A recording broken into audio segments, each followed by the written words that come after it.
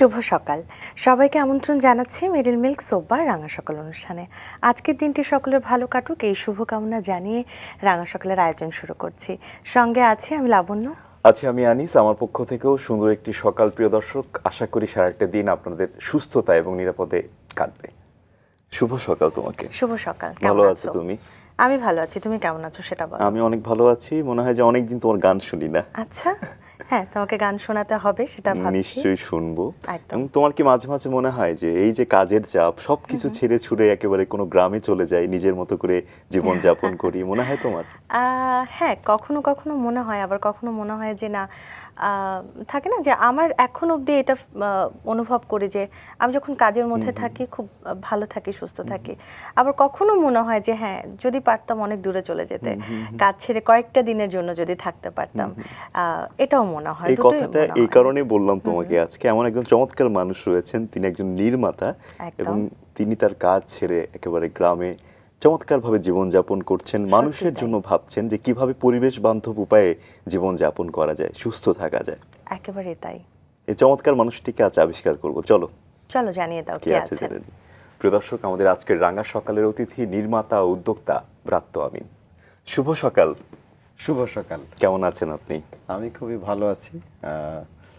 প্রথমেই আপনাদেরকে শুভেচ্ছা এবং অভিনন্দন জানাই যে আপনারা এত সুন্দর একটি কাজ করছেন প্রতিদিন। আমি মাছরাঙা টেলিভিশনের দর্শক শুভানুধ্যায়ীদেরকেও আমি শুভেচ্ছা জানাচ্ছি। এই প্রোগ্রামের প্রডিউসার এবং গবেষক যারা আছেন তাদেরকেও শুভেচ্ছা জানাচ্ছি। এবং আমাদের পক্ষ থেকে আপনাকে অনেক অনেক শুভেচ্ছা এবং কৃতজ্ঞতা জানাচ্ছি যে আপনার ওই সুন্দর জীবনের মাঝখান থেকে আমাদেরকে একটু সময় দেওয়ার জন্য, যে এখানে আসবার জন্য। একদম ছোটবেলায় ফিরিয়ে নিয়ে যেতে চাই অনুষ্ঠানের নিয়ম অনুযায়ী। ছোটবেলাটা কোথায় কেটেছে, কেমন কেটেছে, সেই শৈশবের স্মৃতি যদি একটু জানতে চাই। আমার জন্ম এবং বেড়ে ওঠা সবই রূপগঞ্জ, মানে আমার নিজ গ্রাম। আমার গ্রামের নাম হচ্ছে জাহাঙ্গীর। এটি নারায়ণগঞ্জ জেলার রূপগঞ্জ থানার এবং রূপগঞ্জ উপজেলা ইউনিয়ন সবই রূপগঞ্জ। সেইখানকার একটি গ্রাম জাহাঙ্গীরে আমার জন্ম, বেড়ে ওঠা এবং প্রায় আমার ইন্টারমিডিয়েট বা এইচএসসি পড়াকালীন সময় পর্যন্ত আমি গ্রামেই ছিলাম। তারপরে এখন যেখানে আছেন সেখানেই আপনার বেড়ে ওঠা? সেখানেই আমার বেড়ে ওঠা। আচ্ছা। তো তারপর আমি ঢাকায় চলে আসি। ঢাকায় আমি অনার্স পড়ার জন্য মূলত ঢাকায় আসি এবং ঢাকায় তারপর প্রায় 20 বছরের মতন আমি ঢাকায় থাকি। 2021 সালে জানুয়ারিতে আমি আবার আমার গ্রামে ফিরে যাই। খুব ছোট্ট করে আসলে একটা জীবনটা আসলে শুনে নিলাম যে আপনি কত বছর ওখানে থাকলেন, কিন্তু এই যে লম্বা সময়, কিন্তু যে আপনার এইচএসসি পর্যন্ত একটা লম্বা সময়, আপনার বেড়ে ওঠাটা একটা গুরুত্বপূর্ণ সময়, সেই সময়টা নিয়ে একটু যদি জানতে চাই, আপনি সেই সময় কেমন ছিলেন কিংবা পরিবারের গল্প, সেগুলো যদি একটু জানতে পারি। আমার মধ্যে ছোটবেলা থেকেই এটা আমি এখন এগুলো রিকল করতে পারি বা একটু ফিরে দেখতে পারি যে আমি ছোটবেলা থেকেই আমার মধ্যে সকলকে নিয়ে ভাবার একটা প্রবণতা ছিল। এটার একটা ছোট্ট এক্সাম্পল দেই। আমি যখন ছোটবেলায় খেলাধুলা করতাম, তো হয় না যে বন্ধু বান্ধবদের মধ্যে ঝগড়া হয়, একে অপরের উপরে অভিমান করে, খেলাটা ভেঙে যেতে নেয়। তো তখন আমি সবসময় মধ্যস্থতা করতাম। হ্যাঁ, মানে ঝগড়া করলে তো খেলা হবে না, খেলা না হলে আনন্দ হবে না, তো আনন্দ না হলে তো সবার মধ্যে একটা দুঃখ থাকবে। তো আমি নিজেও দুঃখ পাবো, ওরাও দুঃখ পাবে, খেলা শেষ হয়ে যাবে, আমাদের খেলাটা চলবে না। তো আমি চেষ্টা করতাম যে একে বুঝিয়ে ওকে বুঝিয়ে খেলাটা যেন আবার শুরু করা যায়, আবার যেন একসাথে আমরা খেলাটা খেলতে পারি। কারণ শৈশবের তো বড় একটা ইয়ে থাকে যে খেলতে পারাটা শিশুদের মধ্যে, তারা কিন্তু সারাদিন চাইলে সারাদিনই খেলতে চায়, তাই না? তো ওই সময়ের মধ্য থেকেই আমার এই প্রবণতাটা ছিল। তারপর আমি ভাবতাম অনেক বেশি, এটা আমি এখনো মনে পড়ে। বিশেষ করে মেট্রিক পরীক্ষা দেওয়ার পর থেকে এই ভাবনাটা আমার মধ্যে অনেক বেশি বেড়ে গিয়েছিল। তো তারপর আমি যখন ঢাকায় আসি, আমি তো প্রথম থিয়েটারে যুক্ত হই। তখন শুরুতে আমি সুবচন নাট্য সংসদ নামে একটা থিয়েটারের দল আছে, সেইটাতে আমি যুক্ত হয়েছিলাম। পরবর্তীতে বটতলা নামে আমাদের একটা নতুন নাট্য সংগঠন আমরা গড়ে তুলি 2008 সালে। আচ্ছা। তো শুরুতে যখন আমি সুবচনে গিয়েছিলাম, তখন শুরুর দিকে যখন আমাদের সিনিয়র ভাই বোনদের সাথে আপুদের সাথে যখন মিশতাম, তখন থেকেই আমাকে অনেকে বলতো যে ভাবুক। এমনিতে ছোটবেলায় কি ভাবতেন, বা ভাবুক নামটা আসলে সবাই আপনাকে দিয়েছে, কিন্তু হয় না আমরা বড় হয়ে কিন্তু সেগুলো নিয়ে মাঝে মাঝে হাসি যে ছোটবেলা আসলে কি ধরনের চিন্তা আসতো। আপনার কি চিন্তা মাথায় আসতো তখন, বা কি ভাবতেন? এইটা তো একটা খুবই মানে প্রশ্নটা খুবই সুন্দর সহজ, কিন্তু উত্তরটা খুব জটিল। কারণ ভাবনা তো এমন একটা চলমান প্রবাহমান নদীর স্রোতের মতন।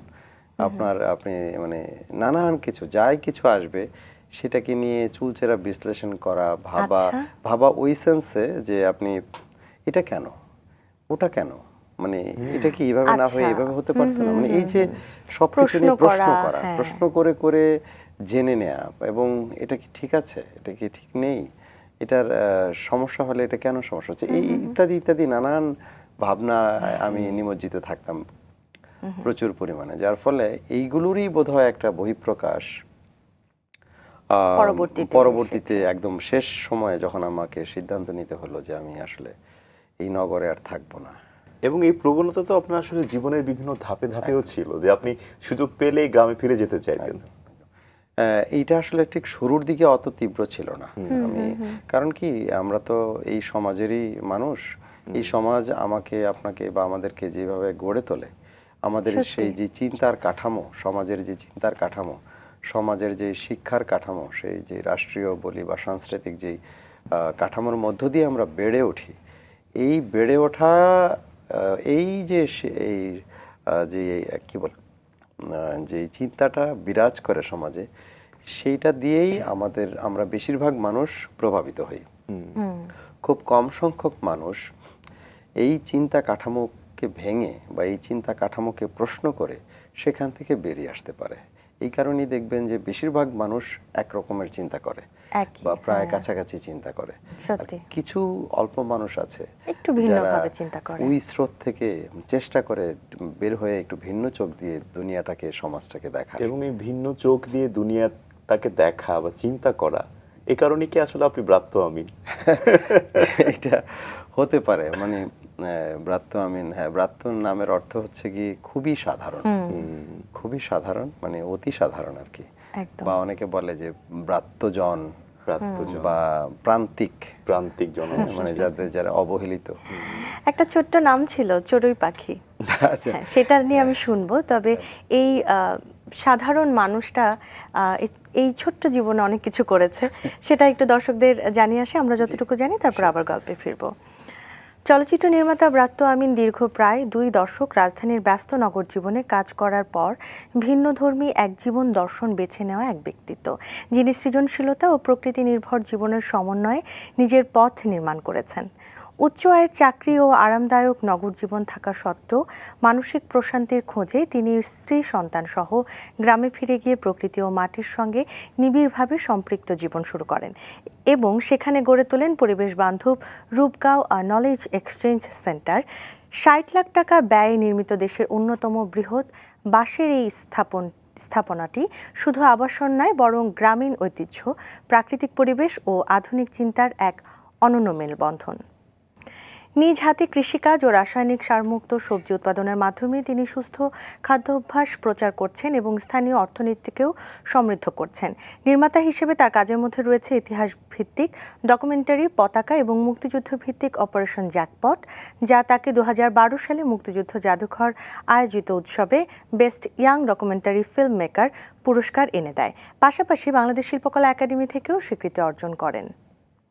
কর্মজীবনের সূচনা থেকেই তিনি মঞ্চ, টেলিভিশন ও চলচ্চিত্রের বিভিন্ন ক্ষেত্রে অভিনয়, নির্দেশনা ও প্রযোজনায় গুরুত্বপূর্ণ ভূমিকা রাখেন।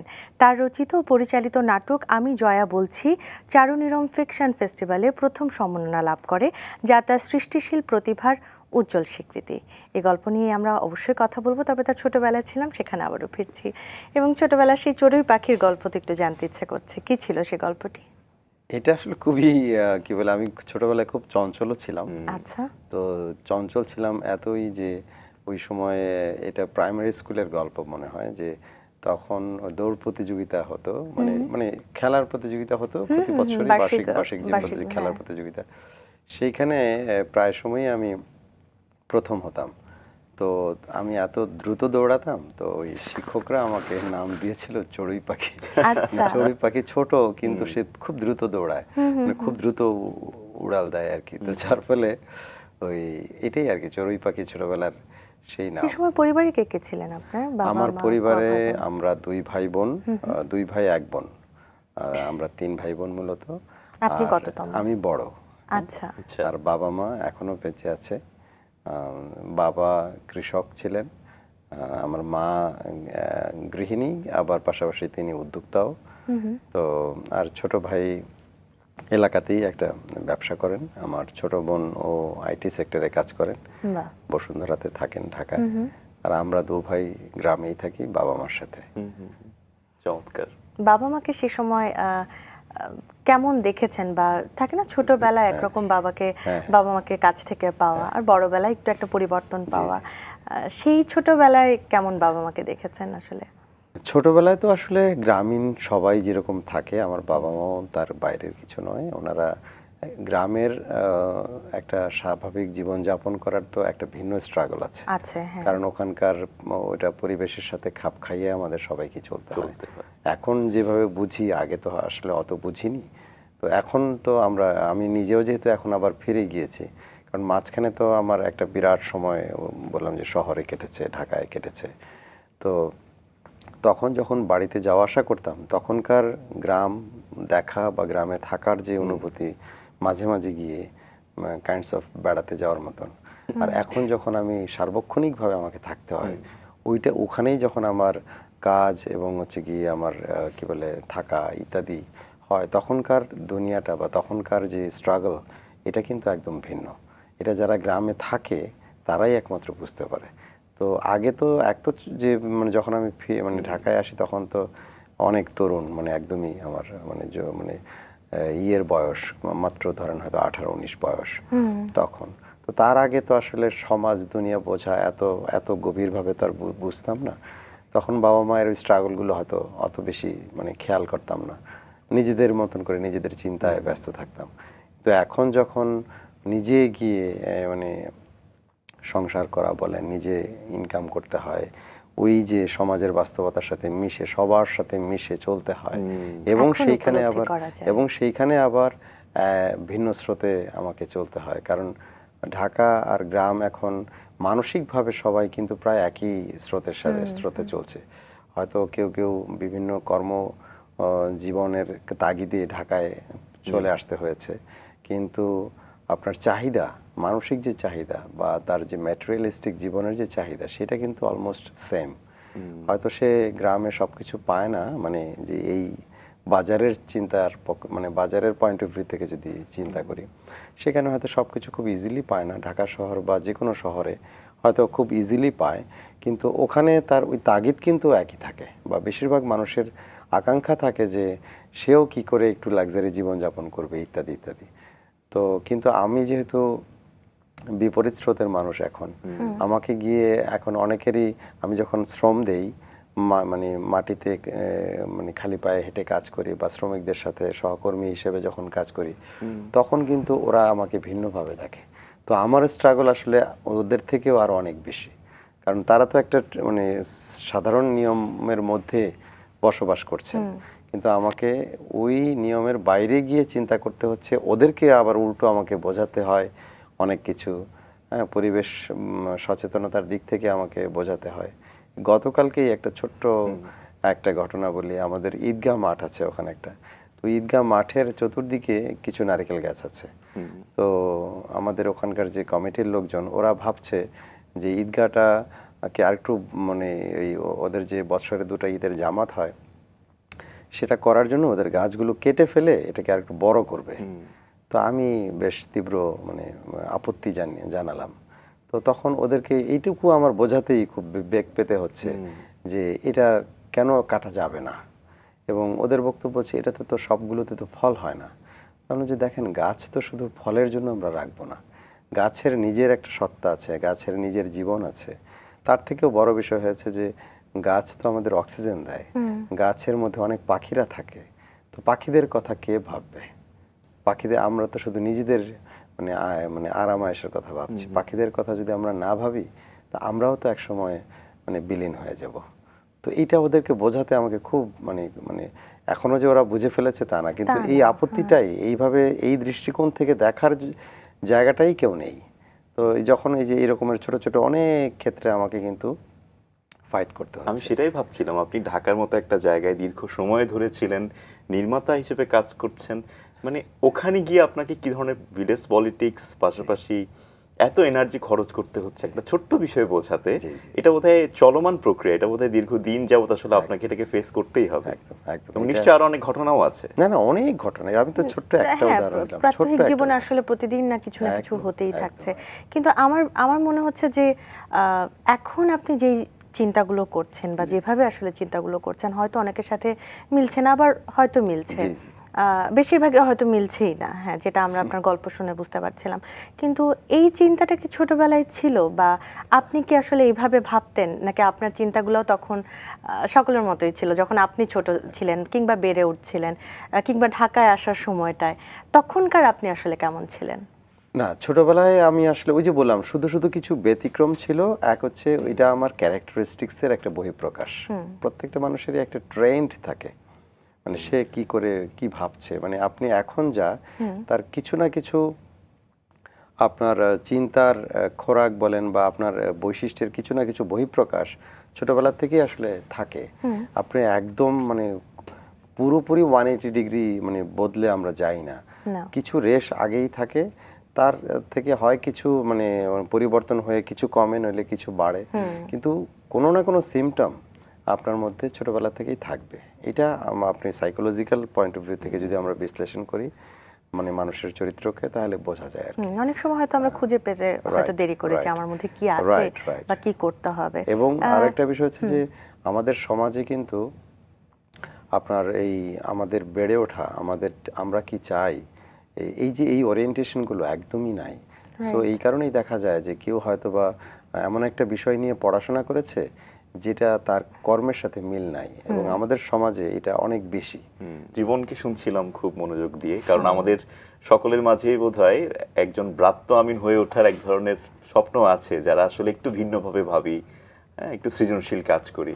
তো যাই হোক, আপনার শিক্ষা জীবনটা সম্পর্কে একটু জানতে চাই, যে নারায়ণগঞ্জের রূপগঞ্জ দিয়েই তো শুরু, তারপর কি আবার ঢাকায় এলেন কি? জি জি, হ্যাঁ, আমি ছোটবেলায় এই সাধারণ পড়াশোনা যেরকম আমি স্কুল কলেজ গণ্ডি পেরিয়ে যেটা বলছিলেন এইচএসসির পরে আসলে ঢাকায় এইচএসসির আসা। পরে আমি ঢাকায় এসে আমি আমার এমনি পড়াশোনা বিবিএ এমবিএ করেছি একটা প্রাইভেট বিশ্ববিদ্যালয় থেকে।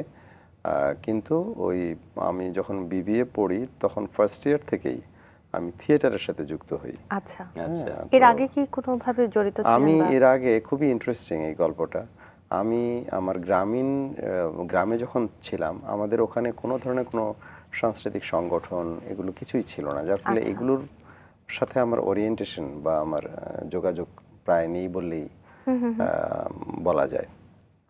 তো তখন আমি আমি আমার সুরের প্রতি একটা মানে ব্যাপক কি বলে আকর্ষণ ছিল আমার নিজের মধ্যে। আমি সুর খুব পছন্দ করতাম আর কি, যে কারণে আমি ছোটবেলায় খুব ভালো আজান দিতাম সুর করে, আমি খুব ভালো কোরআন তেলাওয়াত করতাম সুর করে। এইটা যতটা না বেশি ধর্মীয় দিক থেকে, তার থেকেও বেশি হচ্ছে এটা একটা সুর, তো এই যে আজানের সুর ভেসে আসে, ভালো লাগা ছিল। হ্যাঁ। তো তখন তো আমাদের খালি গলায় আজান দিতে হতো, মাইক ছিল না, ছিল। তো মাইক পরে আসছে আর কি, মানে আমার গ্রামেও অনেক পরের দিকে মাইক আসছে। তো খালি গলায় আজান দেওয়ার স্মৃতি এখনো আমার মনে আছে। তো ওই সুরের প্রতি ভালো লাগার থেকেই আমরা বন্ধুরা মিলে, আমাদের কয়েকজন বন্ধু যারা আমরা এলাকাতে থাকতাম, আমরা লালনের গান শুনতাম, লালনের গান গাইতে চেষ্টা করতাম। আমাদের কিন্তু কোনো গানের মানে ওরিয়েন্টেশন নাই, গান শেখার কোনো অভিজ্ঞতা নাই, কিন্তু ওই যে সুরের প্রতি তীব্র ভালো লাগা থেকেই আমরা লালন গীতি গাইতাম। তখন আপনার অন্য সঙ্গীত, আধুনিক সঙ্গীত বা যেগুলো আমরা শুনে বড় হয়েছি সেগুলো আমরা গাইতাম। আচ্ছা, সেই সময় কি আবৃত্তি করা হতো বা আবৃত্তি করা হতো না, আবৃত্তির প্রতি মানে মূলত আবৃত্তির প্রতি বলা যায় না, ওই যে বললাম যে সুরের প্রতি আমার একটা মানে ইয়ে আছে, আর গানের প্রতি আমার একটা বেশ ভালো ইয়ে ছিল, কি বলে টান ছিল, গান আমি সবসময় খুবই পছন্দ করি। সেটা এখনো ভালো একটা পারিবারিক পরিবেশও আপনি পেয়েছেন, মুক্ত পরিবেশও পেয়েছেন। হ্যাঁ, মুক্ত পরিবেশ বলতে মানে অত বেশি খুব বেশি কি বলে কট্টর কোনো পরিবারে আমি বেড়ে উঠিনি। তো একটা স্বাভাবিক পরিবেশ বলা যায় আর কি। এখন এটা কিভাবে বোঝাবো? এই স্বাভাবিক জায়গা থেকে যদি আমি বলতে চাই যে থাকে না একটা স্বাভাবিক চিন্তা থেকেই কিন্তু আমাদের চিন্তাটা কি হয় যে আমরা বড় হব, একটু স্বপ্ন দেখে একটা ভালো চাকরি করব, জি। সেরকম আয় হবে বা পরিবারকে জি, দেখবো জি, একটা ভালো জীবন যাপন করব। আপনারও কি সেরকম চিন্তা ছিল বা পরিবার কি তার বড় সন্তানকে নিয়ে কি ভাবতেন? আমার বিশেষ করে আমার বাবা মায়ের মধ্যে আমার মা আমাকে নিয়ে বেশি মুভ করেছে। আমাকে নিয়ে না, আমরা 3 ভাই বোন, আমাদের সবার পেছনেই আমার মায়ের শ্রম ছিল অনেক বেশি। মানে বিশেষ করে আমাদেরকে পড়াশোনা করানো, পড়াশোনা যেখানে করি সেখানে নিয়ে যাওয়া আসা, এগুলোর ব্যাপারে আমার বাবা একটু মানে ভিন্ন রকমের। আমার বাবা একটু বলা যায় যে উদাসীন ছিল। সরাসরি এই সমস্ত দায়িত্ব পালনের ক্ষেত্রে উদাসীন ছিলেন। সে তার মতন করে অন্য অন্য দায়িত্ব পালন করতেন সমাজের, মানে বিশেষ করে সমাজের অন্য অন্য মানুষের সাথে মেশা বা আলাপ করা, কাজে নিযুক্ত থাকা, কৃষি কাজ নিয়ে ব্যস্ত থাকা, ওগুলো নিয়ে তিনি বেশি ব্যস্ত থাকতেন। কিন্তু আমাদের পড়াশোনা নিয়ে, আমরা কোথায় পড়ছি, কোথায় পড়বো, ভবিষ্যতে কি করা দরকার, এগুলো নিয়ে আমার মা বেশি চিন্তা করতেন। তো তার ফলে স্বভাবতই তারও এগুলো চিন্তা ছিল যে আমি বড় হয়ে পড়াশোনা করে চাকরি টাকরি করব, ইত্যাদি ইত্যাদি করব। আচ্ছা। তো তারই প্রক্রিয়ার অংশ হিসেবে আমি ইন্টারমিডিয়েট পাশ করার পরে যখন অনার্সে একটা প্রাইভেট বিশ্ববিদ্যালয়ে ভর্তি হই, তখন প্ল্যান ছিল যে আমি বিদেশ চলে যাব, ওখানে গিয়ে পড়াশোনা করব। আচ্ছা। তারপরে যেটা হয় সবাই যেভাবে চিন্তা করে, কিন্তু ওই শুরু থেকেই ওই তাদের চিন্তায় ছেদ ঘটানো শুরু হয় আমার, মানে থিয়েটারে জয়েন করার মধ্য দিয়ে। এবং তখন আমার এখনো মনে আছে, মা আমি যখন আমাকে টাকা দিত, আমি কিছু কিছু টাকা জমিয়ে জমিয়ে হারমোনিয়াম কিনেছিলাম প্রথম। বাহ। হ্যাঁ, নিজের টাকায়, মানে নিজের টাকা বলতে মানে জমানো টাকাগুলো হ্যাঁ, দিয়ে, তো ওই হারমোনিয়াম দিয়ে আমি যখন প্র্যাকটিস করার সুযোগ হচ্ছিলাম, তো আমরা তো তখন মানে ব্যাচেলার জীবনযাপন করি, 2000 সালের দিকের কথা, 2000 বা 2001 সালের দিকের কথা। তখন মোহাম্মদপুরের একটা বাসায় আমরা থাকতাম। তখন প্র্যাকটিস করব কোথায়, বাড়িওয়ালা আমাদেরকে প্র্যাকটিস করতে দেয় না। হারমোনিয়াম দিয়ে রেওয়াজ করতে দিলে যে একটু সাউন্ড হয় বা বাইরে, ওই যে আবৃত্তি এর কর্মশালায়, টিএসসি তে তখন একটা আবৃত্তির কর্মশালা হচ্ছিল, তখন আমি আর কি ওখানে কর্মশালায় অংশগ্রহণ করতে গিয়েছিলাম। ওই প্রথম আমি জীবনে মানে একটা সাংস্কৃতিক পরিমণ্ডলে, হ্যাঁ, মানে ঢাকায় আসার পরে আমি এটার সাথে যুক্ত হওয়ার চেষ্টা করছিলাম। তখন ওখান থেকে আমাকে বলেছিল যে কণ্ঠ সাধনা করতে হবে। এখন কণ্ঠ সাধনা করতে গেলে হারমোনিয়াম দিয়ে সারগাম করতে হবে। তো সারগাম করব কোথায়? এখন এমনও হয়েছে, তখন ওই যে পাশেই সংসদ ভবন, সকালে চলে যেতাম সংসদ ভবনের সামনে, ওখানে গিয়ে খালি গলায় মানে বিভিন্ন স্কেলে সারগাম করতাম। কারণ ওখানে কেউ নাই, খালি গলায় কেউ কিছু বলবে না, কারণ বাড়িতে তো ওই বাসায় তো বাড়িওয়ালা এই পরিবেশ সমস্ত থাকে না আওয়াজ করাটা একটু মুশকিল। তো তখনই ইন্টারেস্টিংলি আমার ওই জায়গাটা যেখানে থাকতাম তার পাশেই সুবচন নাট্য সংসদের রিহার্সেল হতো, একটা কমিউনিটি সেন্টার ছিল সেখানে, এখন র্যাবের অফিস। তো সেইখানে আমি গিয়ে ওইদিকে একদিন হাঁটছিলাম বিকেলবেলা, তখন হঠাৎ শুনি চিল্লাচিল্লি করতেছে কিছু মানুষ। তো আমার মনে হচ্ছে কি ব্যাপার, কিসের হাউকাউ হচ্ছে। তো আমি একটু মানে আমার আগ্রহ থেকে আমি গিয়ে দেখতে গেলাম। তো দেখি ওরা লাঠি দিয়ে মানে করছে, মানে এক ধরনের মানে লাঠি খেলার টাইপের একটা কিছু করছে। পথনাটক না, মঞ্চ নাটক। মানে তখন হচ্ছে গিয়ে আপনার তীর্থঙ্কর নামে একটা নাটকের মহড়া চলছিল। হ্যাঁ, সেটা আমাদের সামিনা লুৎফা নিত্রা আপার লেখা, প্রথম ওনার লেখা একটা নাটক। তো ওইটার মহড়া চলছিল। তখন আমি ওখানে গিয়ে আমার কৌতূহলী মন নিয়ে তাকিয়েছিলাম। তখন ওখানকার এক বড় ভাই এসে বললো, তুমি এখানে কি করো, কেন আসছো এখানে? তো আমি বললাম যে এখানে কি এই সারগাম করা যাবে? মানে তখনও পর্যন্ত আমার থিয়েটারের সাথে কোনো সংযোগ ছিল না। কারণ আমি তো গ্রাম থেকে আসছি, মাত্র 1 বছর হয়। থিয়েটার আমাদের অঞ্চলে কি আমরা জানতাম না। তো মানে এগুলো খুব ইন্টারেস্টিং আর কি। তখন বললো যে আচ্ছা, সারগাম তো করা যাবে না, কিন্তু তুমি পরবর্তীতে তুমি গান টান করতে পারবা, তুমি কি জয়েন করবা? তো আমি বললাম যে হ্যাঁ, আসা যাওয়া করি। তখন আমি ওই প্রথম যুক্ত হলাম। তা আমার উদ্দেশ্য ছিল গান গাওয়ার সুযোগ পাওয়া যাবে কিনা বা প্র্যাকটিস করার সুযোগ পাওয়া যাবে কিনা। এইভাবে আমি থিয়েটারের সাথে যুক্ত হয়ে গেলাম এবং খুব স্বল্পতম সময়ের মধ্যে আমি ওখানকার একজন মানে এসেনশিয়াল পার্সন হয়ে গেলাম, মানে নানান কারণে আর কি, কাজ টাজের দিক থেকে শুরু করে। হ্যাঁ, খুব দ্রুতই আমরা প্রথম 2-3 বছরের মধ্যেই আমরা বেশ গুরুত্বপূর্ণ তরুণ সদস্য হয়ে গেলাম আর কি। বাহ, আপনার প্রথম নাটক কোনটা আমি ওই যে হলো প্রথম মঞ্চে? তীর্থঙ্কর নাটক দিয়েই আমার শুরু। প্রথম শুরু মঞ্চ নাটকের কাজ করা। কি কয় বছর ক্যারেক্টার ছিলেন ছিল বা ওখানে? কি, হ্যাঁ, কত বছর ওইখানে ছিলেন? ঝিন্দার আজম একটা চরিত্র বোধহয় করেছিলাম, তাহমিনার ভাই। ওইটা সোহরাব রুস্তম অবলম্বনে, সোহরাব রুস্তম চরিত্র অবলম্বনে, শাহনামার অবলম্বনে একটা মানে ছিল, নাটক ছিল। ওইখানে একটা চরিত্র ছিল ঝিন্দার আজম। ওই চরিত্রটা, আমার নামটা এখনো বোধহয়, আমি যদি ভুল না করে থাকি। হ্যাঁ, ওইটা দিয়ে আমাদের মঞ্চ নাটক শুরু হয়। ফয়েজ জহির ছিলেন ওটার নির্দেশক ওই নাটকের। এই দিয়ে আমার মানে শিল্প জগতের প্রথম শুরু। 2004 সালের দিকে আমার মানে ততদিনে আমার মানে পড়াশোনা মানে বিশেষ করে গ্র্যাজুয়েশনটা প্রায় শেষের দিকেই বোধহয়। তখন সিসিমপুর নামে একটি মানে কি বলে পাপেট শো বাংলাদেশে প্রথম মানে কি বলে আপনার অনুষ্ঠান হয়, মানে অনুষ্ঠানের নির্মাণের আয়োজন চলছিল। তখন আমরা ওখানে সারা বাংলাদেশ থেকে অনেক মানুষ পরীক্ষা দিয়ে মানে টিকে শেষ পর্যন্ত 9 জন পাপিটিয়ার আমরা ওখানে মানে ফাউন্ডার পাপিটিয়ার যুক্ত হয়েছিলাম। তার মধ্যে আমি একজন ছিলাম আর কি, ফর্মার পাপিটিয়ার। বাংলাদেশের সিসিমপুর তখন বিটিভিতে অন এয়ার হতো। কোন চরিত্রটি করেছিলেন আপনি তখন? আমি ছিলাম পাপিটিয়ারদের মধ্যে বেশ কিছু মানে মূল ক্যারেক্টারগুলো আমি করতাম না তখন। হালুম 3 জন চালাতো। হালুম আপনারা দেখেছেন যে হালুম 3 জন চালাতো। তখন ওই হালুমের আমাদের প্রধান হালুম কণ্ঠ দেয়া বা তার পরিচালনার ইয়েটা মানে প্লে করাটা অনি নামে আমাদের একজন মানে বড় ভাই ছিলেন, উনি ওইটা প্লে করতেন। আর আমাদের একজনকে টেল প্লে করতে হতো, একজনকে হাত প্লে করতে হতো। একটা পাপেট 3 জন লেপটি করে আমাদেরকে প্লে করতে হতো। পাশাপাশি অন্য ছোট ছোট আরো বেশ কিছু চরিত্র ছিল, ওগুলো আমরা করতাম। আবার আমি সাবস্টিটিউটও ছিলাম। হালুম কখনো যদি অনেক ভাই অসুস্থ থাকতো বা ধরেন উনি, তখন আবার আমাকে মানে ওই ক্যারেক্টারটা প্লে করতে হতো। আমাদের নানান কাজই করতে হতো তখন মানে। তো তারপরে 2008 সাল পর্যন্ত আমি সিসিমপুরে ছিলাম।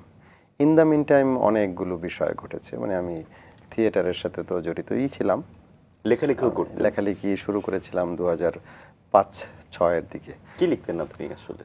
মূলত তখন মানে 2000 আপনার 1-2 থেকেই আমি কবিতা লিখতাম টুকটাক। তো তারপরে আপনার 2004-05 দিকে গিয়ে মূলত ফিকশন লেখার আমি চেষ্টা করতাম আর কি তখন। কারণ তখন তো আসলে স্ট্রাগল তো ছিল, মানে মিডিয়াতে স্ট্রাগল কেমন কি সেটা তো আপনারা সবাই জানেন। তো এক হচ্ছে গিয়ে ওইটা আমাদের প্রতি বছর 6 মাস আমরা কাজ করতাম সিসিমপুরে, যার ফলে আর বাকি 6 মাস আমাদেরকে নানান রকমের কাজ করতে হতো। লেখালেখি করা, কখনো মানে অ্যাসিস্ট করা। আমি এমন মানে ইয়েতে কি বলে নাটকে অ্যাসিস্ট করেছিলাম, দীপনদার ওনার সাথে কাজ করেছিলাম। তারপরে পারফর্ম করতাম, টিভিতেও আমি অভিনয় করেছিলাম। হ্যাঁ, তো ওই 2004-05 দিক থেকেই অভিনয়টা করেছিলাম। আমি 2008 সালের পরে আর অভিনয় করিনি। আমি প্রাসঙ্গিকভাবে দুটো প্রশ্ন করতে চাই। প্রথমে যেটা করব, আপনি বলছেন যে স্ট্রাগলটা আমরা জানি, এবং স্ট্রাগলটা আপনি যেভাবে বলছেন বা গল্পটা যেভাবে শুনছি মনে হচ্ছে খুব সহজ, সুন্দর। স্ট্রাগলটাও সুন্দর লাগছে, কিন্তু এখনকার সময়ে এসে যদি এই স্ট্রাগলের কথা যদি একটু তুলনা করতেই বলি, যে একটু কি সহজ হয়ে গেছে আপনাদের সেই সময়? রেয়াজ করতে হলে হয়তো বাসায় করা যেত না, একটা হারমোনিয়াম লাগতো, বা আপনি সংসদে গিয়ে স্ট্রাগল করছেন, থিয়েটারে একদম জিরো থেকে একদম শুরু করতে হয় একদম। যতটুকু আমি জানি, আমি যদিও থিয়েটারের মানুষ না, তারপরও অভিজ্ঞতা থেকে বা গল্পের থেকে আসলে যতটুকু বুঝতে পারি, তা একদম শুরু থেকে শুরু করতে হয়। সেইটা কি একটু কমে গেছে? বা যদি বলি যে আসলে এখন তো অনেক ইজি, আমি চাইলেই মোবাইলে একটু একটা তানপুরা ছেড়ে আমি গানে চর্চা করতে পারছি। আপনাদের সময় বা এখনকার সময় কি মনে হয়? ওই সময় আমাদের আসলেও খুবই স্ট্রাগল করতে হয়েছে, তবে ওই স্ট্রাগলটাই ঠিক ছিল আমি আমার পয়েন্ট অফ ভিউ থেকে যদি বলি। কারণ আমাদেরকে প্র্যাকটিস করতে হতো, চর্চা করতে হতো, এবং সেই চর্চার মধ্য দিয়ে নিজেকে তৈরি করতে হতো। তারপরে আমরা যে কোনো একটা চরিত্র করতাম, তো অভিনয় সেটাও করতাম। বোধহয় খুব ছোট চরিত্র দিয়ে শুরু হ্যাঁ, হতো। খুবই ছোট, নিঃসন্দেহে। এবং আমাদের মনে আছে, আমার এখন খুবই স্পষ্ট মনে আছে যে আমরা প্রথমে এই থিয়েটারের ক্ষেত্রে বিশেষ করে মানে যে কোনো একজন নতুন মানে যখন মানুষ যুক্ত হয় তখন তার যে গোছানো টোছানোর কাজ আছে এবং ফ্লোর ঝাড়ু দেওয়ার থেকে শুরু করে বিকেলে নাস্তাটা গিয়ে নিয়ে আসা, ধরেন সেটের কাজ থাকে যে প্রত্যেকটা নাটকেরই, মঞ্চ নাটকের ক্ষেত্রে মূলত বেশ কিছু সেট সেটের ব্যবহার কাজ হয়। থাকে, ওই কস্টিউম, ওই হ্যাঁ। সেটগুলোকে মঞ্চে নিয়ে যাওয়া, আবার ধরেন প্রদর্শনী শেষে নিয়ে আসা, নানান রকমের কাজ। এগুলো ধরেন আমরা প্রথম 3-4 বছর তো ধরেন একদম চোখ বন্ধ করে মানে আমাদের ব্যাপক কাজ করতে হতো তো, এবং দূরদূরি করা সব কিছু, এবং এর মধ্যেই নিজেদেরকে তৈরি করা। আমার এখনো মনে আছে আমি বিকেল 3টা থেকে, আমাদের প্রতিদিন সন্ধ্যায় রিহার্সেল শুরু হতো, কিন্তু আমরা কয়েকজন বিকাল 3টা-4টার থেকে গিয়ে আমরা রেওয়াজ করতাম, কারণ আমাদেরকে তো তৈরি হইতে হবে, তৈরি হতে আমাদেরকে হবে। গলা তৈরি করতে হবে, তারপরে অ্যাকসেন্ট তৈরি করতে হবে, তাল লয় এগুলো ঠিক করতে হবে। তো এইগুলো কিন্তু এখন আসলে একদম ঠিক এই মুহূর্তে বা গত 4-5 বছরে আমি খুব বেশি মানে ওইভাবে বলা যায় যে আমি সম্পৃক্ত এখন আর নই। পরবর্তীতে 2008 সালের দিকে বটতলা নামে একটি নাট্য সংগঠনের সাথে আমি যুক্ত হই, বা আমরা নিজেরা মানে বলা যায় যে তৈরি করি, আমি ওইটার একজন ফাউন্ডার মেম্বার। তো তারপরে আমি তো 2010 সাল পর্যন্ত আমি মানে অন স্টেজে অভিনয় করি। আচ্ছা। 2008 সালে সর্বশেষ আমি টেলিভিশনে অভিনয় করেছি, 2010-এ সর্বশেষ আমি মঞ্চে অভিনয় করেছি। তারপরে আর মঞ্চে অভিনয় করা হয়নি। একটা কিন্তু লম্বা বিরতি, এর মধ্যে হ্যাঁ। আমি অন্য কাজ করেছি এখনো, মানে বটতলার সাথে আমাদের যখনই প্রয়োজন হয় কখনো কখনো সাংগঠনিক কাজে আমাকে যুক্ত থাকতে হয়, যাই। আপনার কি মনে হয় আসলে মিডিয়াতে নিজের একটা জায়গা তৈরি করে মানে করার যে একটা বিষয়, এটা কিন্তু এফোর্টটাকে একটু অন্যান্য পেশার তুলনায় একটু বেশি দিতে হয়? এইটা আসলে কি মিডিয়াতে মানে কাজ করাটা, বিশেষ করে এটা বাংলাদেশের মিডিয়াটা, আমি তো অন্য দেশের সাথে অত বেশি পরিচিত না। বাংলাদেশের ক্ষেত্রে যদি আমি বলি, এটা খুবই আনস্টেবল একটা জায়গা। খুবই আনস্টেবল এই সেন্সে যে এই মিডিয়াটা দাঁড়ায়নি এখনো, মানে এটা মিডিয়াটা এখনো পর্যন্ত কিছু কোম্পানি কেন্দ্রিক আপনার যে নিয়ন্ত্রণ বলেন, চর্চা বলেন, এটা মানে সরকারিভাবে বা গভর্নমেন্ট লেভেলে এটা যে আমাদের মনন তৈরি করার জন্য, মানুষের যে সাংস্কৃতিক চর্চা, এগুলোকে অনেক বেশি বেগবান করার জন্য যেই ধরনের উদ্যোগ নেওয়া উচিত, যেই ধরনের অনুষ্ঠান পরিকল্পনা করা, তৈরি করা উচিত, সেগুলোর থেকে অনেক বেশি ঝোঁক থাকে আপনার যেইটা মানুষ পছন্দ করছে। একটা জিনিস কিন্তু পছন্দ করা এক জিনিস, কারণ পছন্দের সাথে আপনার লোভের সম্পর্ক আছে। হ্যাঁ, আর আপনার কি বলে, ভাইরাল কন্টেন্ট তৈরি ভাইরাল করার কন্টেন্ট প্রবণতা। তৈরি করা, কিন্তু যেটা প্রয়োজন, প্রয়োজনের সাথে লোভের সম্পর্ক, মানে লোভ এক জিনিস, প্রয়োজন আরেক আরেক জিনিস। জিনিস। তো যেই কারণে আমাদের মানে যাবতীয় অনাচার চতুর্দিকে, কারণ আমাদের প্রয়োজনের চেয়েও আমাদের লোভের কারণে অনেক বেশি আমরা ব্যয় করি, অনেক বেশি আমরা একটা দেখনদারি একটা মানে সংস্কৃতিতে আমরা ঢুকে পড়েছি। আমি বলবো যে এটা আগের থেকেই ছিল, সবসময়ই ছিল, কিন্তু এখন এটার চর্চা বা এটার মাত্রা অত্যধিক বেড়ে গেছে, যার ফলে চতুর্দিকেই খুবই একটা হাঙ্গামার মতন পরিস্থিতি। অস্থিরতা। এবং এই যে টেলিভিশনে, আমি যদিও একটা টেলিভিশন শোতে এখন কথা বলছি, কিন্তু তারপরেও আমি নিজে যেহেতু একটা দীর্ঘ সময় টেলিভিশনে জব করেছি, সো আমি এগুলো জানি।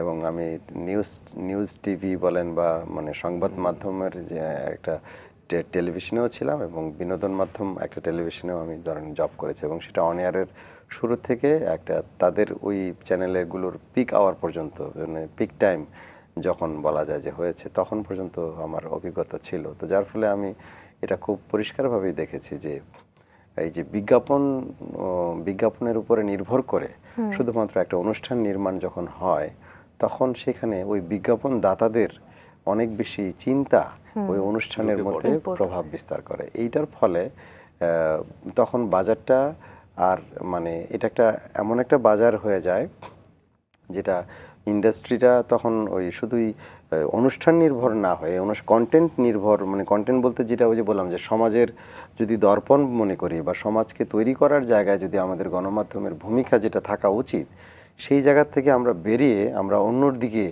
ধাবিত হতে থাকি। এবং তখন কর্পোরেট কোম্পানিগুলো যা চায়, প্রোডাক্ট বিক্রি করার জন্য যেই ধরনের কন্টেন্ট দরকার আমরা তখন ওই দিকে ঝুঁকতে থাকে। এইগুলো একটা বিরাট কারণ আমার এখান থেকে মানে ওইটা তো আছেই, পাশাপাশি আমি যে আমার স্কিল, যেহেতু আমি একটা দীর্ঘ সময় ধরে এখানে কাজ করে যে স্কিল তৈরি করেছি, সেইখানেও যখন আমি দেখছি যে আমার তো আসলে মানে চিন্তা হচ্ছে যে আমি সমাজকে কি দিতে পারছি, সমাজের কি চিন্তা আমি আমার চিন্তার মধ্য দিয়ে রিফ্লেক্ট করতে পারছি, সেইটা যখন আমি করতে পারছিলাম না, পাশাপাশি এই সার্বিক পরিবেশ পরিস্থিতি যখন আমার ভালো লাগছিল না, তখন থেকেই আসলে আমি সিদ্ধান্ত নিই যে মানে এইটা আমার জন্য হয়তো ঠিক জায়গা না।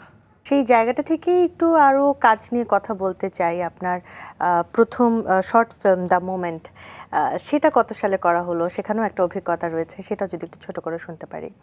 আমার নির্দেশক হিসেবে আমার যাত্রা শুরু হয়েছে বলা যায় 2005-এর দিকে, এবং তখন তো এত বুঝিনি, যেটা বলেছি আগেও যে প্রথম মনে হলো যে হ্যাঁ একটা আমি মানে একটা ফিকশন করব, একটা শর্ট ফিল্ম করব। তখন তো এগুলো আমাদের মধ্যে একটা ট্রেন্ড, মিডিয়াতে কাজ করছি, নির্মাতা হিসেবে চিন্তা করছি যে নির্মাতা হব এক সময়। সেই কারণেই নিজে এই শর্ট ফিল্মটা করা, মোমেন্ট মানে ছবিটা করা। তারপর ধরেন আমি এই যে মানে নাটক যারা নির্মাণ করেন তাদের সাথে কাজ করতে চাওয়া, তো পাশাপাশি অন্য অন্য যেই কাজগুলো লেখালেখি করা, কারণ একজন নির্দেশকের সব জানতে হয়। এটাও আমাদের এখানকার একটা, হয়তো এটা বাস্তবতাও, আবার এটা কাজেও লাগে, কখনো কখনো এটা খুব চাপেরও হয় যে একজন মানুষকে সব কিছু জানাটা তো মুশকিল হয়ে যায়। তো বিশেষ করে নাট্য নির্মাণের সাথে যারা জড়িত বাংলাদেশে, আমরা যারা মানে আমি এক সময় জড়িত ছিলাম, তো আমাদের সব মানে একদম স্ক্রিপ্ট থেকে শুরু করে ডিরেকশন থেকে শুরু করে প্রোডাকশন, মানে পারলে প্রোডাকশনটাও মানে পরিচালনা করতে পারলে খুব মনে হয় ঠিকঠাক হয়, প্রডিউসারকে কনভিন্স করা ইত্যাদি নানান কাজ তখন করতে হতো। তো যার ফলে এগুলো এটারই একটা অংশ হিসেবেই দ্য মোমেন্ট নির্মাণ করি। তারপরে তো আপনার এই যে অ্যাসিস্ট করা ইত্যাদি ইত্যাদি করতে করতে 2008 সালে আমি সিসিমপুর ছেড়ে দিই।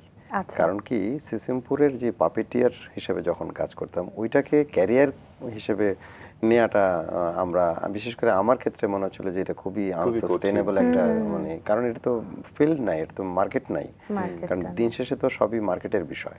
একদম। হ্যাঁ, তো সেই জায়গা থেকে আমি তখনই আস্তে আস্তে করে আমি ডিরেকশনের দিকে বেশি ঝুঁকতে থাকি। তো তখন 2008 সালে আমি একটা ইউএনএল নামে একটা প্রতিষ্ঠান আছে, ইউনাইটেড নেটওয়ার্ক লিমিটেড, সেই প্রতিষ্ঠানে যুক্ত হই অ্যাসিস্ট্যান্ট প্রডিউসার হিসেবে। আচ্ছা। সেইখানে আমি, আমার মূল কাজ ছিল ডকুমেন্টারি করা, কিন্তু সেগুলো ছিল এনজিও ভিত্তিক যে ডকুমেন্টারিগুলো তৈরি করা হয় সেগুলো নির্মাণ করা ছিল আমার মূল কাজ। তো তখন ওগুলো করতে করতে 2010 সাল পর্যন্ত চলে গেল। 2010 সালে গিয়ে আমার কাছে মনে হয়েছে যে আমি, যেহেতু আমার ইতিমধ্যেই অন্য অন্য সেক্টরগুলোতে কাজ করার অভিজ্ঞতা হয়েছে, থিয়েটার বলেন, টেলিভিশনের টিভি ড্রামা বলেন, ইত্যাদি ইত্যাদির অভিজ্ঞতা হয়েছে, মানে অ্যাসিস্ট করা ইত্যাদি, লেখালেখি করা, এগুলো চলছে, এবং এর মধ্যে আমি অভিনয় করেছি নিজে। সো আমার এই একটা নাট্য নির্মাণের বা একটা ডিরেকশন দেওয়ার জন্য যা যা বিষয়গুলোর দরকার হয়, তার প্রায় সব কিছুরই একটা অভিজ্ঞতা আমার ততদিনে হয়েছিল। এবং আমি একটা টেলিভিশন নাটকের সেন্ট্রাল কাস্টেও অভিনয় করেছিলাম। কোন নাটক সেটি? এটা সালামের গল্প নামে একটা নাটক ছিল, যেটা সালাম চরিত্রে অভিনয় সেখানে আপনি মূল চরিত্রে, একদম সালাম চরিত্রে অভিনয় করেছেন। নওশাবা আহমেদ এখন যিনি অভিনয় করেন, অভিনেত্রী, ও আমার বন্ধুও বটে। আমরা সিসিমপুর থেকে আমাদের বন্ধুত্বটা তৈরি হয়। তো ও ছিল আমার বিপরীতে, কি বলে ওই যে তথাকথিত হিরোইন ক্যারেক্টার, নায়িকা চরিত্র। ইরের জায়গার ছিল একটা খুব গুরুত্বপূর্ণ চরিত্র। এটা কত সালের? এইটা সালটা না আমার ঠিক এক্সাক্ট মনে নেই, তো 7-8-এর দিকে হবে, 2007-8-এর, মানে যে সময় আপনি একদম রানিং কাজ করছিলেন। আর একজন রুহুল আমিন, সেটা কবে নির্দেশনা দেওয়া হলো? একজন রুহুল আমিন হচ্ছে একটা পথনাটক, মানে মঞ্চের জন্য করা, মানে আমাদের বটতলা যখন আমরা শুরু করি, তখন বটতলার প্রথম নাটক ছিল এই একজন রুহুল আমিন, যেটার নাট্য ভাবনা ছিল সামিনা লুৎফা নিত্রাপার, আর সেটাকে নাট্যরূপ দেয়া এবং ডিরেকশন দেয়া ছিল আমার। তো বটতলার প্রথম পথনাটক একজন রুহুল আমিন, নাট্যরূপ এবং ডিরেকশন দেওয়ার মধ্য দিয়ে আমার মঞ্চে ডিরেকশনের কাজ শুরু হয়। আপনার একটা উল্লেখযোগ্য কাজ হচ্ছে আমি জয়া বলছি, জি, সেটা সম্পর্কে একটু শুনতে চাই। তো এইভাবে যখন আমার মানে নির্দেশনায় যখন আমি নিজেকে হাতে খড়ি করা বা আমার অভিজ্ঞতা হচ্ছে, তখন 2010-এর দিকে আমি যখন ইউএনএল ছেড়ে দিই, আচ্ছা। কারণ আমার তখন মনে হচ্ছিল যে আমাকে আসলে ডিরেকশনে পুরোপুরি মনোযোগ দিতে হবে। জি। তখন আমি ওই চাকরিটা ছেড়ে দিয়ে আমি ফ্রিল্যান্স কাজ করার সিদ্ধান্ত নিয়েছিলাম। সেইটার অংশ হিসেবে আমি জয়া বলছি না, আমি একটি ট্রান্সজেন্ডার একজন মানুষের গল্প দিয়ে আমি শুরু করি। তো সেই গল্পটা গবেষণা করতেই আমার প্রায় 6 মাস লেগেছিল। আচ্ছা। গবেষণা করে তারপরে নিজেই ওটা আমি নাট্যরূপ দিয়েছিলাম, নিজেই লিখেছিলাম। তো সেইটার একটা মানে ফাইনাল প্রোডাক্ট হচ্ছে আমি জয়া বলছি, যেটার জন্য আপনি সম্মাননা জি পেয়েছেন। যেটার জন্য আমি পরবর্তীতে চারুনিরম ফিকশন ফেস্টিভ্যাল একটা হতো, টিভি ফিকশন। আচ্ছা। কারণ ওই সময় আমাদের মধ্যে একটা ঝোঁক ছিল, যারা ওই সময় কাজ করতো টিভিতেই তার বেস্ট মানে ইয়েটা, কারণ চলচ্চিত্র একটা বড় ব্যয়বহুল একটা জায়গা, সেটা যারা করতে পারতো না, যারা এবং ক্রিয়েটিভ এটা কাজ। মাছরাঙা টেলিভিশনেই কিন্তু জি অনিয়ার জি হয়েছে। হ্যাঁ হ্যাঁ, এটাই হচ্ছে একটা মজার বিষয়, যে ওই সময় যারা টিভি ফিকশনের মধ্যেও আমাদের খুব একটা প্রতিযোগিতা চলতো। অনিমেষ আইচ, তারপরে আপনার গিয়াসউদ্দিন সেলিম ভাই, তারপরে আপনার এই যে ফারুকি, ওনারা সবাই কিন্তু আপনার দেখবেন যে ওনাদের জীবনের প্রথম দিককার গুরুত্বপূর্ণ কিছু কাজ ওনারা টিভিতে করেছে। টেলিভিশনে। তো ওই সময় একটা ঝোঁক ছিল, আমরা ওইটা খুব করতাম আর কি। তো তারই অংশ হিসেবে তখন আমি জয়া বলছিলাম, আমি জয়া বলছি বলে নাটকটি করেছিলাম। এবং খুবই ইন্টারেস্টিং হচ্ছে যে ওই নাটকটিও মাছরাঙা টেলিভিশনে অন এয়ার হয়েছিল, এবং আমি বেশ কয়েকটা টেলিভিশনে এটা দিয়েছিলাম, জমা দিয়েছিলাম।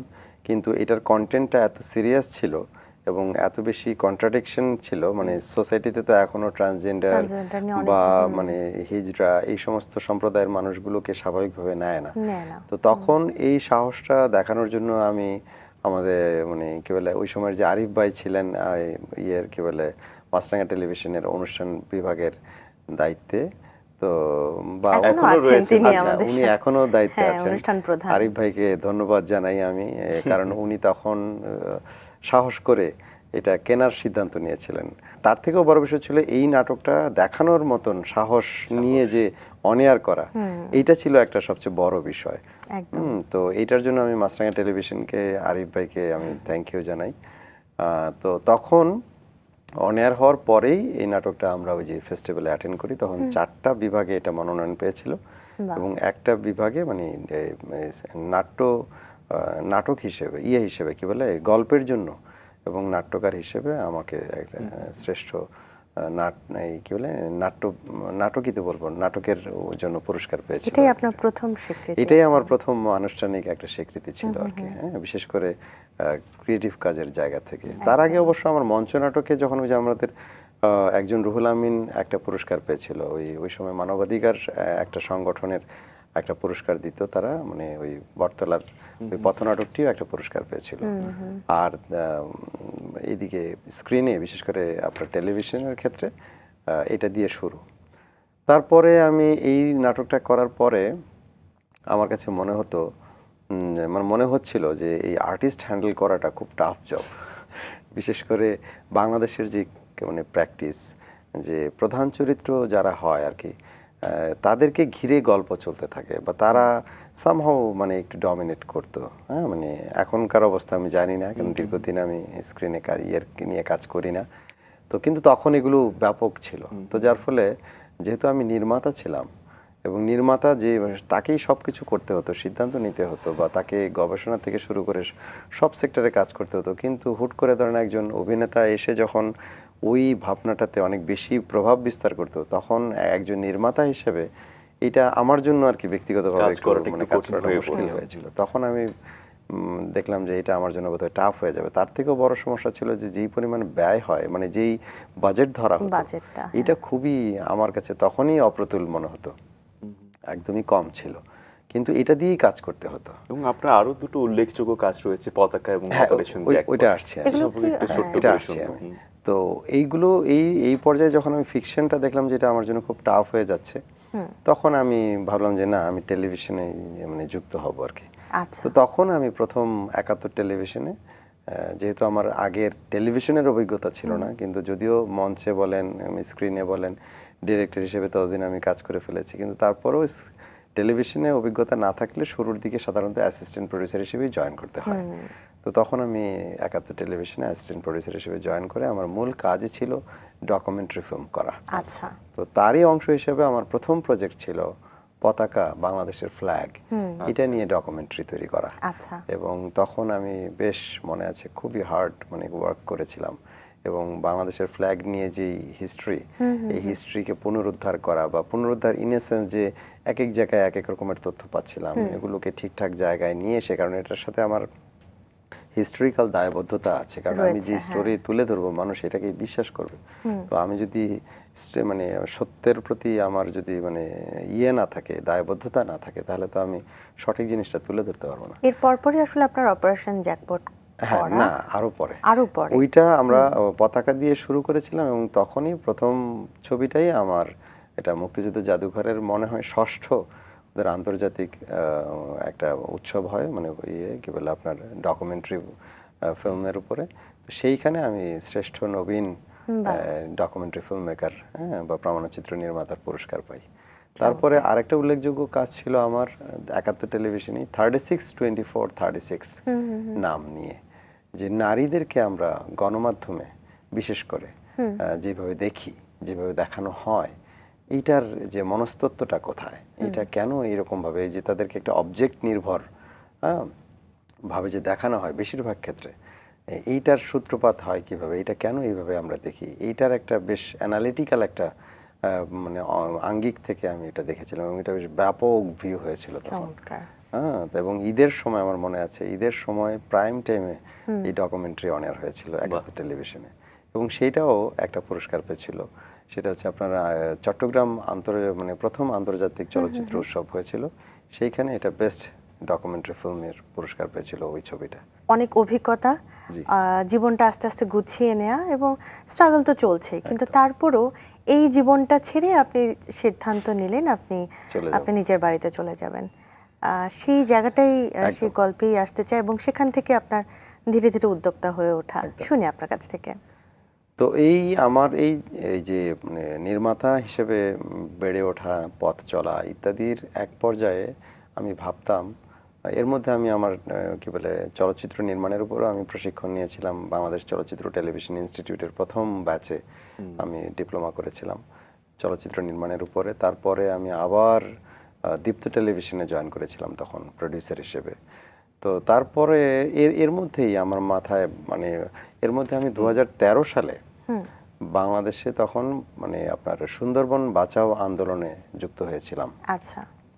সুন্দরবন বাঁচাও আন্দোলনটা ছিল রামপাল কয়লা ভিত্তিক বিদ্যুৎ প্রকল্প বন্ধ করার ক্ষেত্রে, কারণ আমরা সবাই যারা ওই সময় যুক্ত হয়েছিলাম বা এখনো আমরা খুব স্পষ্টভাবেই মনে করি যে সুন্দরবন আমাদের বাংলাদেশের একটা মহাপ্রাণ। আমাদের এই কি বলে এই দক্ষিণের যত ঝড়ঝাপটা আসে তার বেশিরভাগটাই আপনার এই যে ঠেকানোর কাজ বলেন বা প্রাকৃতিকভাবে যে মোকাবেলা করার কাজটা প্রথম করে সুন্দরবন। তো সেটা যদি আমাদের নষ্ট হয়ে যায় তাহলে কিন্তু আমাদের ব্যাপক সমস্যা। তো নানান কারণে, রাজনৈতিক কারণ বলি বা দেশের মানে বিভিন্ন কারণে, এটা তখন যারা ক্ষমতায় ছিলেন, বিশেষ করে ওই সময় আওয়ামী লীগ ক্ষমতায় ছিলেন, কি বলে তখন ওনারা সিদ্ধান্ত নিয়েছিলেন যে তারা করবেনি এটা। তো তার বিরুদ্ধে ওই আন্দোলনটা যখন হচ্ছিল তখন আমরা ওইটা 2013 সাল থেকে আমি যুক্ত হয়েছিলাম, এবং তখন আমাদের আরেকটা খুব দারুণ একটা ডকুমেন্টারি আমি করেছিলাম ঢাকা রামপাল লং মার্চের উপরে।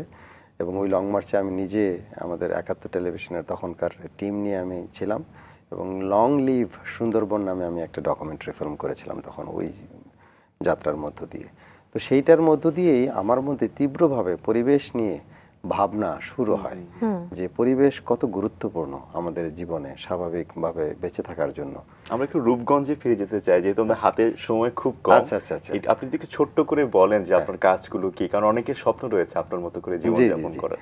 তো ওইখান থেকেই না আমি একটা সময় মনে করতাম যে আসলে এই আমি যা করছি এইগুলো আসলে আমাদেরকে কোনো পথে নিয়ে যাচ্ছে না। এটা একটা আমার জীবনে হয়তো পথ চলছি, আমার টাকা ইনকাম হচ্ছে, সবই হচ্ছে, কিন্তু যেটা আমাদের মূল কাজ, যেটা আমাদের প্রকৃতিকে রক্ষা করা, প্রকৃতিকে বাঁচানো, প্রকৃতির সাথেই জীবনটা যাপনের একটা চিন্তা, এইটা যখন আমি শহরে যখন ছিলাম, নগরে যখন ছিলাম, তখন দেখলাম যে এটা আসলে সম্ভব না এখানে থেকে।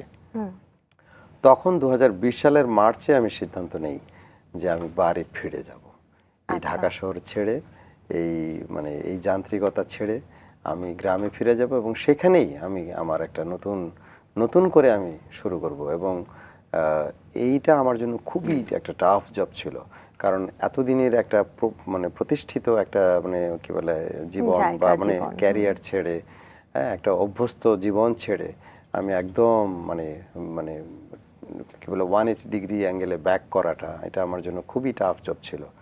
এবং সেই পথে আমার সহধর্মিণী, আমার কি বলে আমার ওয়াইফ স্নিগ্ধা, জান্নাতুল স্নিগ্ধা, তার একটা বড় অবদান আছে।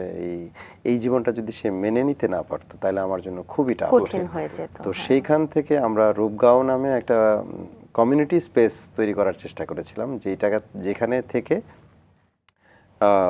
নানান লোক মানে বিভিন্ন মানে মানুষ ওখানে বেড়াতে যাবে, দেশীয় খাবার খাবে। নাম দিলেন knowledge exchange centre. Knowledge exchange centre, কারণ হচ্ছে আমরা আসলে যা কিছুই ওখানে আলাপ করব সবই এক্সচেঞ্জ হবে, মানে শুধু এমন না যে আমি কিছু চাপিয়ে দিব অথবা অন্যরা কেউ এসে আমাদেরকে চাপিয়ে দিবে। আমাদের যে গ্রামীণ সংস্কৃতি, আমাদের যে স্থানীয় অর্থনীতি, এগুলোকে কি করে আমরা সত্যিকার অর্থে যদি আমরা একটা মডেল তৈরি করতে পারি যে গ্রামকে আবার নতুন করে অর্থনীতির কেন্দ্রে নিয়ে যাওয়া। এখন তো শহর হয়ে গেছে অর্থনীতির কেন্দ্রে, কিন্তু শহর কোনো কিছু উৎপাদন করে না, উৎপাদন করে গ্রাম, কিন্তু গ্রাম সবচেয়ে বেশি অবহেলিত। এই সমস্ত সংকটকে কি করে আমরা মোকাবেলা করতে পারি এবং পরিবেশ বান্ধব স্বাস্থ্য, শিক্ষা, চিকিৎসা, মানে খাদ্য, এই সবগুলো সেক্টরে আমরা যদি একটা নতুন করে যদি আমরা পরিবেশ বান্ধব উপায় যদি আমরা বিনির্মাণ করতে চাই, তাহলে কি হতে পারে, তার রূপরেখা কি হতে পারে, এই সমস্ত বিষয়গুলো ভাবা এবং সেই অনুযায়ী ধরেন কাজ করার জন্যই মূলত আমরা রূপগাঁও প্রতিষ্ঠানটা গড়ে তুলেছিলাম, যাতে করে আমরা ওখানে থেকে এখন চলতে গেলে তো একটা ন্যূনতম আয়ের পথ লাগবে। তো সেইখানে যারা যাবে, বেড়াতে যাবে, তারা যেমন ওখানে দেশীয় খাবার খাবে, বিনিময়ে হয়তো আমাদেরকে একটা কি বলে একটা অনারিয়াম দিয়ে আসবে বা একটা পারিশ্রমিক দিয়ে আসবে। তো সেটার বিনিময়ে আমরা যেন সার্বক্ষণিকভাবে এই চিন্তাটার মধ্যে থাকতে পারি ইত্যাদি নানান উদ্যোগের অংশ হিসেবে রূপগাঁওয়ের যাত্রা শুরু হয় 2021 সালে, মানে ভিত্তিপ্রস্তর হয় 2022-এর জানুয়ারির 13 তারিখে আমরা রূপগাঁও উদ্বোধন করি। আমাদের 3টা মূলনীতির উপরে নির্ভর করে আমরা মানুষদেরকে আমন্ত্রণ করছি। প্রথম মূলনীতি হচ্ছে আপনাকে সকল ধর্মের, বর্ণের, শ্রেণীর মানুষকে ভালোবাসতে হবে। মানে আমাদের মধ্যে হেট্রেটের সংখ্যা এত বেশি, আমরা এত বেশি অপরকে ঘৃণা করি, এইটা আমাদেরকে কমাতে হলে এইটা একটা মানে বড় কারণ মনে হয় যে আমাদের এরকমের একটা নীতিমালার মধ্য দিয়ে যাওয়া উচিত। দ্বিতীয় শর্ত হচ্ছে আপনাকে বিষমুক্ত খাবার খেতে হবে, কারণ বিষের খাবারই আমাদের সকল গণ্ডগোলের মূল। আপনারা হয়তোবা জেনে থাকবেন যে আমি নিরাপদ খাদ্য বা বিষমুক্ত খাবার নিয়ে কাজ করছি, রূপগাঁও আমরা সেটা করার চেষ্টা করছি। তো প্রাকৃত সমাজের সদস্যদেরকে এটা অবশ্যই তাদেরকে বিষমুক্ত খাবার খেতে হবে এবং এইটার মধ্য দিয়ে আপনি নিজের স্বাস্থ্য যেমন ভালো রাখবেন, পাশাপাশি আপনি প্রকৃতির স্বাস্থ্যকে ভালো রাখবেন।